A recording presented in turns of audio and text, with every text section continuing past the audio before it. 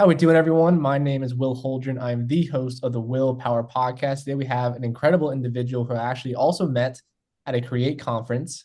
His name is Josh Porter, and what he does is he focuses on wellness medicine and hormone and health optimization. And his primarily business is called Optimize You, where he owns actually 5 locations. Like I mentioned, they focus on wellness medicine, and he has decades of experience. So it's an absolute honor and privilege to have him on here today. So with that being said, Josh, thank you so much for joining me.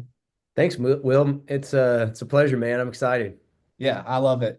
That conference that we went to, the Create Conference, it really opened up my eyes about, wellness medicine and all things related to health aspects. I never really thought too much into that kind of stuff, but it was really interesting to see what you guys were up there talking about. So I'm really looking forward to having your kind of expertise on the podcast and Yeah, sharing what you know. So starting out, I want to ask you a question I ask all of my guests, which is one, what makes you want to take time out of your busy day to hop on podcasts like these to go out there and share your story? yeah.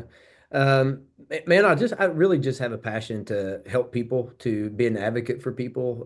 In my world, that advocacy is often through healthcare, and I think we've, in many ways, lost our ability to take ownership of our health, to become the best version of ourselves. And that's really my mission: is to use platforms that God's given me to be an advocate when, or be a voice when maybe nobody knows what voice they should have. Healthcare is kind of confusing and hard and difficult, and how to navigate those waters. And so, it's just one of those things where I feel like it's an opportunity if somebody that I know is well aligned with my faith and just the desire to help people, then I'm always going to say yes. I love that. That's an amazing mission. So talk me through, how did you get started in the health industry as well as entrepreneurship? And did you always grow up and want to be in the health space, entrepreneurship, or how did that get started? Yeah, no, I'm a late bloomer, you could say. I've been in healthcare for close to 20 years. I'm by trade, I'm a physician associate, and so I'm a provider, and I've worked in healthcare for specifically within that industry for about 15 years, and corporate healthcare most of my time. And it was in during COVID, honestly, where I felt compelled to just kind of step out of the current system. I always tell people there's a difference between well care and sick care. And, the United States model is really sick care medicine, and that's okay to some degree as long as you know that. But when you go to the ER because you have a heart attack, that's where you need to be. You don't need to be showing up in my office, which is a well care clinic, right? Right. Um, but we also have missed it, and so I had a pivot moment, honestly, Will, about 4 or 5 years ago, where I was working in the ER during the height of COVID, and had a patient who was about 63, Wow. just wasn't healthy, and on about, we call it polypharmacy, where he was on multiple medications. And so he was overweight. He was on about 20 different medications. By the time he got to us, it was really almost, too little, too late. And back then, there's some really true things that happened in COVID. In healthcare, it was nearly impossible to transfer patients. So we were at a small little hospital, and we really needed to be able to transfer, the sicker patients to the level one trauma centers in Atlanta and Nashville and those kind of places, right? Yeah. But you were inundated because they wouldn't accept patients, and so you were left with kind of managing a lot of really, really sick, critical patients. So I just happened to have to, have the opportunity to care for this guy, and unfortunately, he didn't make it. And it was a moment for me where, rather than being frustrated with the system and say, "Oh my gosh, like, why can't we transfer this guy?" I really felt like God just, kind of touched my heart about, like, what could have happened to this guy 20 years ago? Because what you didn't see during COVID, with rare exception, was guys like myself or guys like you, or people who were generally healthy, who were getting sick to the point of not returning, right? Not being able to revitalize. And so there's something to the idea of like staying healthy. And so I left that ER shift that day and thought, man, like, I've got plenty of years left in my career that I want to make an impact, and this is not how I wanted to do it. And so Wow. really that kind of birthed my desire to step out of the sick care model and into more the healthcare, truly well care model. Yeah. Yeah, it's interesting. And like you mentioned, I think a lot of the society is focused on traditional medicine. They're focusing on after you're sick, okay, now what can we do? What kind of medications can we prescribe to you? And like you mentioned, at that point, you kind of already missed the boat of how to prevent all these things happening in the first place. Yeah. From your own definition, what would you say is the main difference between what you're doing with wellness medicine, and how would you say that mainly differs from traditional medicine for people Yeah. listening? Well, I think it's there's several things. Like I said earlier, my mission statement, truly this is my life mission statement, my office. Everybody in my staff kind of knows it, and that's to empower and educate people to take ownership of their health to become the best version of themselves. And so that's a very big difference in healthcare from the way we practice medicine, where it's actually we're not speaking at you or to you. We're going along the journey with you, right? We're supporting you. We are. It is in your best interest to understand why your body is functioning or not functioning the way it should or should not. And then what can you do? What resources do I have around to overcome those things, right? If possible. And so we practice preventative health. So that would be a difference where it's reactive in nature with sick care medicine. We are more preventative, proactive in how we try to approach things before disease really starts to take on. We also really talk about a lot of precision medicine. So that's a very individualized focus where it's unfortunately, in medicine, a lot of things become cookie cutter algorithm protocols. Hey, if you've got this, then do this. And while that can be helpful, there's the reality is how you respond to a medication or a hormone is different than how somebody else does. And so we are very precise in how we manage those things and very consistent with our approach as far as the long-term management. If you look at just a real quick observation. So before World War II, about 95% of healthcare dollars was spent on acute care medicine, right? So you're getting sick, you're having a heart attack, whatever. Now that same percentage is spent on chronic disease. So we are now spending on things like high blood pressure, hypercholesterol, obesity, diabetes, things like that generally was not even a thing to worry about that was now it's become so inundated. And so much of what we try to do is really try to get ahead of the curve and say, hey, before these diseases, before these chronic issues become a problem, what could we do on the front end for health, from a nutrition standpoint, from an exercise standpoint, from a stress management standpoint, from a hormone standpoint. Yeah. And it's it's super crazy to hear on my side just how the healthcare industry does not have that approach whatsoever. Like you said, they're always focusing on the back end, not on the front end of how you can prevent these kind of issues. And it seems to me like they put a lot of people in these general categories, and they have one way of solving this problem is like take this medication if you have ADHD, take this medication if you have depression. When what you're saying is everyone's body is different, how you react to certain things is gonna be different than other people and how they react to certain things. Yeah. So it's unique because you need to learn about your body and how you can react to these things. So for people that have ADHD or something like that or depression, I mean, what is the best way for them to kind of find out what is really going on in their body and just kind of start out that process to see what is really causing those issues?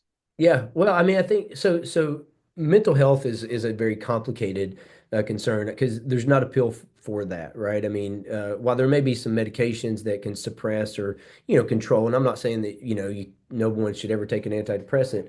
It's just a complex issue, right? It's you've got so many external variables, environmental situations, right? Finances, relationships, jobs, things like that. And so it's a very complex situation, which I think to answer that question requires a lot of time, which is a limitation that we have in traditional healthcare. If you go in and say, "Hey, I'm not feeling so great," here's some symptoms I've got. Well, your provider doesn't have an hour to sit down with you and say, "Well, Will, let's talk about this. Let's really kind of dig into what's going on." Instead, they say, okay, well, here's, 10 milligrams of Lexapro. Let's see if that really calms you down. Or here's some Ativan. This will help you get some sleep since you're not sleeping well. So it's just the inability to really dig in on the front end of finding out why that patient's really in your office. And then I think you have to look at chemical imbalances, right? And we do a lot of that through laboratory work. Um, I'm a big nutraceutical or supplement fan. One of the guys that was at the conference with us was Gary Brecka, who's a huge nutraceutical advocate, and specifically with methylation testing and things like that, where our body's inability to really take a raw product and utilize it in a way that our bodies can metabolize it and use and have it be useful. And so I'm of the opinion that, if there is a genetic component, whether it's what we call alleles or DNA or SNPs, where there's deformities within those things, where a nutraceutical or supplement could replace that. That's great. Um, if you in my world, much of what I do is around hormone optimization, and one of the common issues with mental health concerns in middle-aged, women and who are going through perimenopause and menopause and guys is mental health issues. And so oftentimes it's a hormone imbalance, right? So if you fix these nutraceutical issues or you fix these lifestyle behaviors, and yet they're still struggling, it's good to know, hey, could you also have some low testosterone or low estradiol, and that could be a resource that patient could, at least level up their threshold through which they can tolerate Yeah. issues. Yeah. So, like you mentioned, you said a lot of these issues stem from the fact that most people aren't getting the proper nutrients into your body. And like you said, it complicates their body from processing things the way that it should be processing them.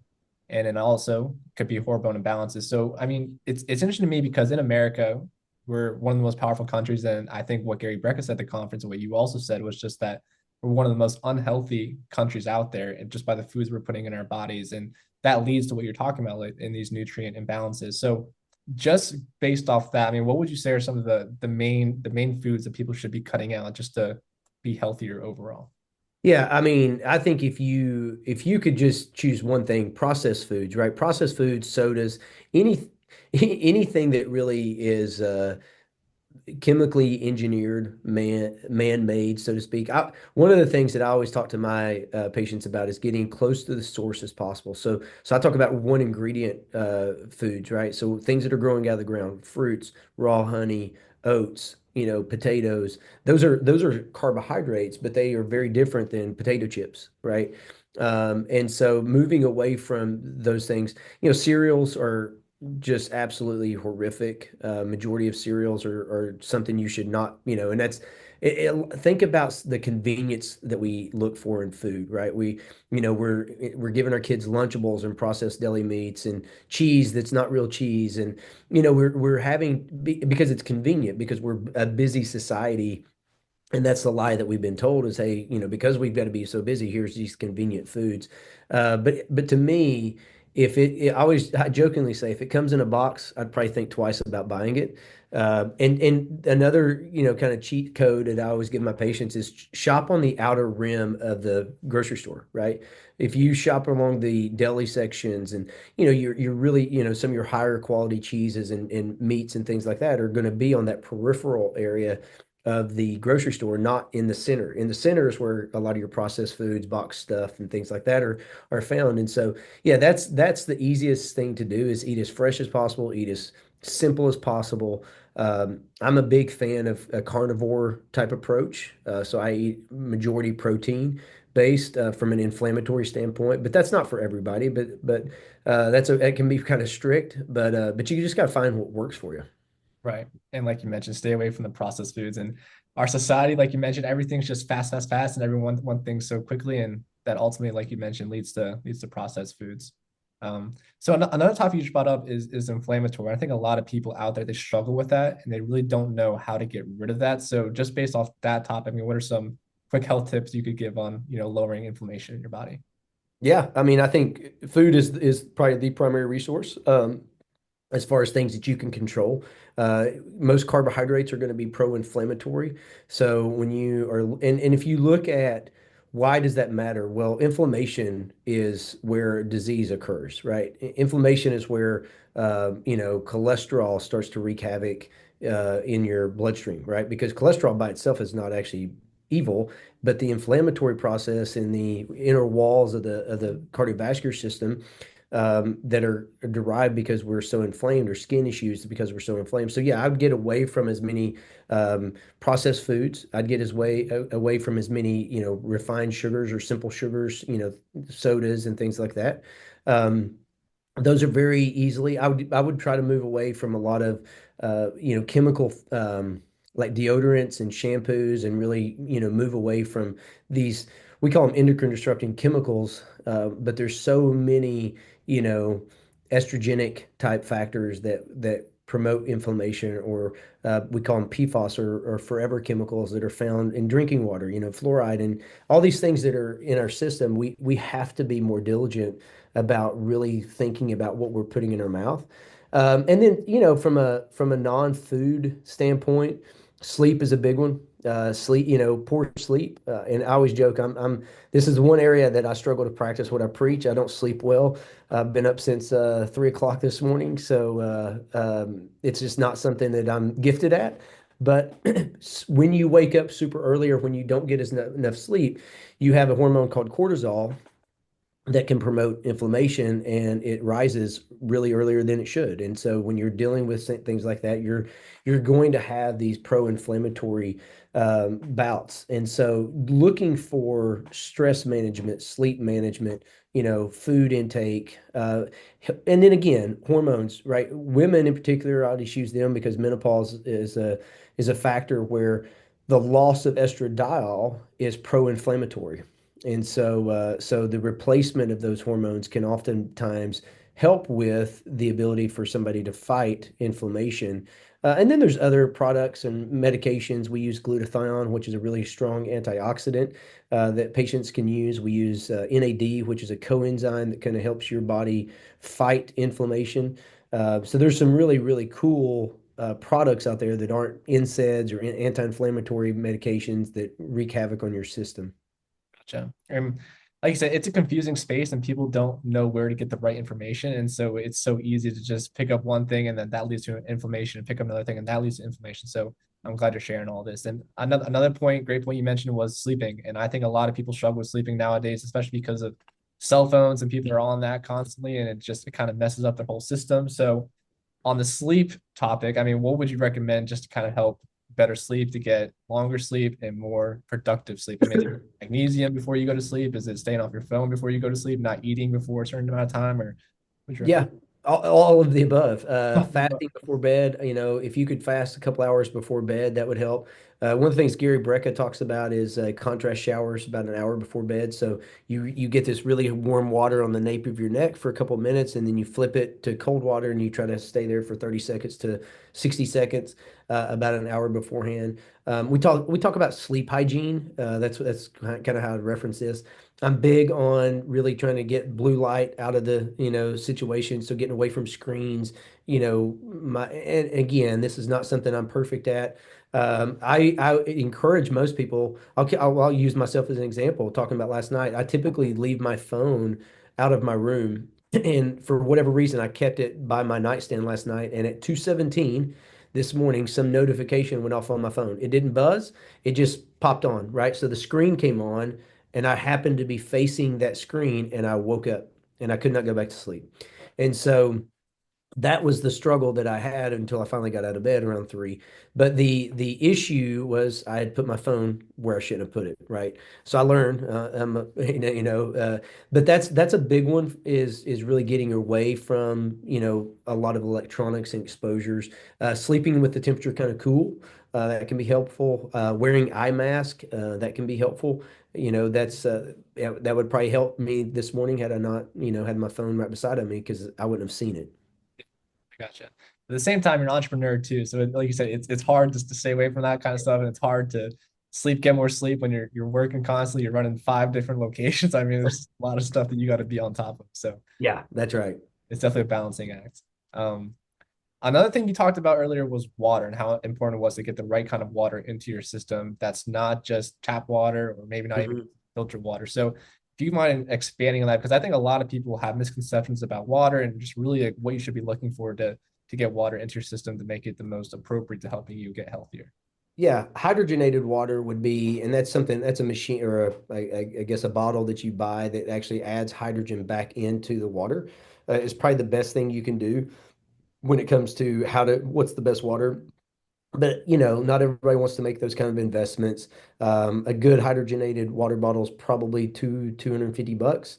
And so for people who don't want to do that, Mountain Spring Valley water is really good. You want to try your best to drink water out of glass as much as possible, because you want to avoid microplastics.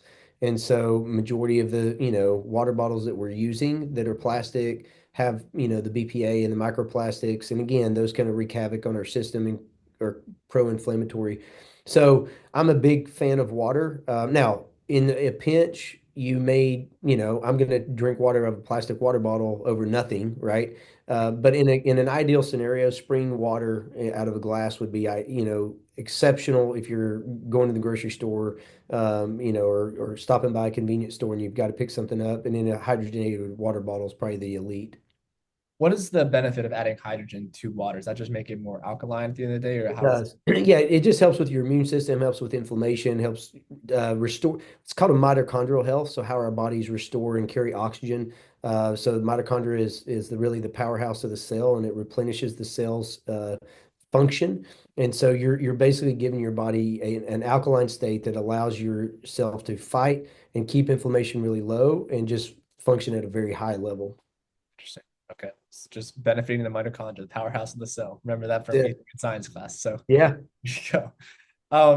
Another thing Gary Breckett actually mentioned at the conference was adding salt to water and how that could be beneficial for you long term. So, what is the kind of benefits to adding salt to water, and how does that affect you?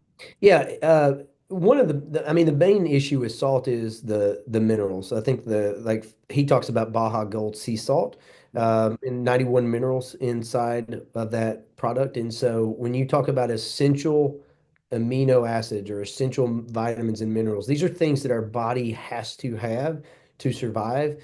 And it's really that's why we call this biohacking. It's not rocket science. When Gary's talking about Baja Gold sea salt and the benefits because it helps with osmosis and kind of keeping water in the system, right? I mean, he's talking literally about taking a pinch out of that bottle, that bag, and putting it into his water in the mornings, to give him those 91 minerals that are required for that cellular health. And so, but you have to utilize those things, otherwise you're going to find deficiencies, and then you're going to have to go from there to more supplements or things of that nature that get costly, right? Baja Gold sea salt is, I think, $20, and he talks about all the time where the bag's going to last you 5 years. You probably can't find a better, biohacking situation that costs that cheap. Yeah, that's definitely an easy, quick health tip you can just implement into your day, and just like I said, it's 20 bucks and you'd be good for the next 5 years. Yeah, So it's great. It's fantastic. yeah, but it's also probably important not to overdo it, correct? Just because of sodium levels, and you don't want to get too high of sodium. Yeah, you don't want to overdo it. So typically I do one in the morning and I'm done with Okay. my salt intake. And magnesium, a lot of times other people are confused about things like cramps and you'll hear that, oh, I'm depleted in salt. You're probably depleted in magnesium. And so I'm a big fan of magnesium supplementation. You asked me about sleep, but magnesium I use a lot for patients who complain of cramps, not potassium or sodium.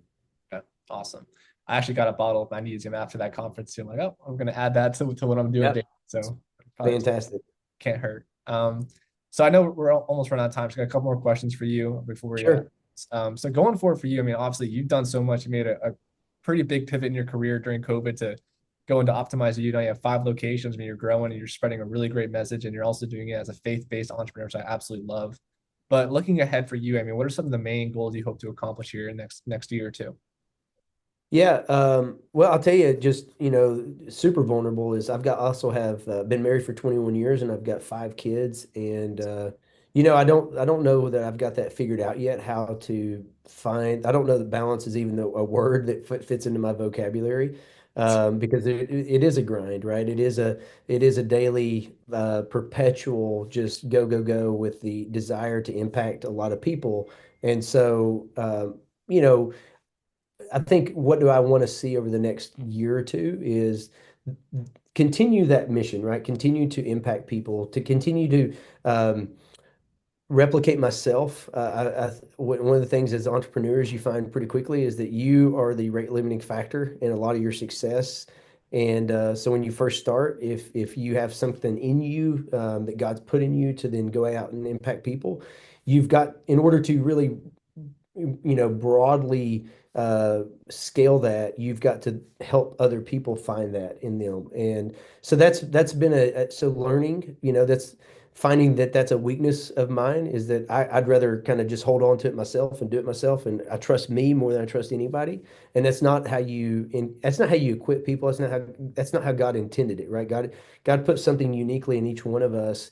And so for the next year or two, really, actually just right before Create, I had an executive team leadership meeting. Ken came to it and he spoke about it a little bit. But I told there's three people in my life that are on the executive team, and that's my mission for the next 2 years is to pour into them so that they can then pour into others. So as I cap, shout out from the rooftops the vision. How do they then help me implement it? Just creating more and more leaders. I love that. That's Yeah. awesome. That's very cool. My last question is for people listening to this. Obviously, we went through a lot of different topics, and there's probably like a lot of questions popping up for these people. But for people that want to start out on their health journey and just really learn how to understand what's going on in their bodies and what's the best way for them to get started? Well, I think in today's world we have the unbelievable privilege and opportunity to follow a lot of people who do what I do much better, right? The Gary Breckers of the world and these influencers who, I mean, they're at the tips of your fingertip on your social media accounts. And so I think that would be a suggestion I would have is equip yourself, right? Find people where when you listen to them talk about your health, Josh Axe, Paul Saladino. I mean, there's so many different people out there who are going against the grain and Callie Means and Casey and Callie Means who have written a book recently. I mean, there's just so many people who are really fighting this fight, and so I would say that would be one is equip yourself, empower yourself with people that are advocates who are maybe a little further along in the journey, and then look for people like myself. I can't serve everybody. But there's a lot of other good people throughout the United States who do what we do, and so just finding yourself, just do not allow the status quo to be put on you by your medical staff, right? When you walk into your office and to the doctor's office and you say, "Hey, this is what," and it's like you're dismissed. That's just not the place you need to be, right? You need to find a spot where it's like, man, they listened to me, they encouraged me, they supported me, even if they didn't know the answer. I felt valued, and you'll get a long way in your health journey if you find somebody who values you as an individual and doesn't feel like they have to get you in and out of their office in 10 minutes. Right, where it's more of a personal experience. And I love what you said that there's a lot of people out there fighting the good fight, and it's amazing to me. I think there's going to be a big health revolution going on. I think there is one going on. I Oh think yeah. trying to be healthier. It's more of a status quo to be healthier, to not be drinking, to not be smoking, any of that stuff. So I'm Yeah. excited where that goes into the future. So with that being said, I appreciate you being on here. Is there anything else you'd like to say? And if people want to reach out to you or optimize you, how can they go about and find you guys? Yeah, I mean, you can follow me on social media, Instagram, Facebook, Josh Porter PA. You can also find us Optimize You Chattanooga or OU Chat on most of those platforms. But man, super impressed by you, Will. I just appreciate. I listened to a few of your episodes when you invited me on, and just really appreciate the work you're doing. And I mean, I'm a few years down the road from where you're at, and to think that you are showing up in a room like Create and putting yourself in a situation, Ken talks about proximity is the cheat code, and you're putting yourself in a situation at a very young age where there's not many people going your route, my man. And so I just want you to hear it from me that I appreciate who you are as an individual and the fight that you are, putting in right now. So well done and stay on the journey. I really do appreciate that. Thank you very much. You All right, bet. guys, there you have it. Go follow him. Josh Porter, thank you so much for joining me today. You bet.